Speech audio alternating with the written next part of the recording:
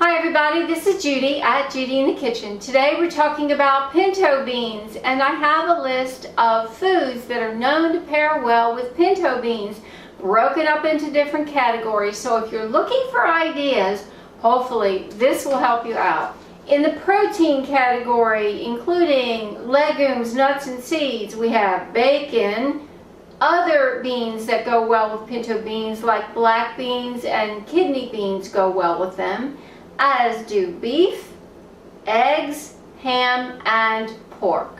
In the way of vegetables, we have chilies like ancho, chipotle, jalapeno, poblano, and serrano chilies, fennel, kale, mushrooms, onions, scallions, tomatoes, and also tomato puree.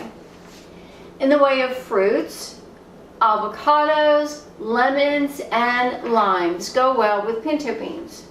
In the way of grains and grain products, there's chips like tortilla chips, corn, quinoa, rice, spelt, and tortillas, which I think is a given, but we have to list them. Of course, that's wheat generally. Could be corn tortillas too.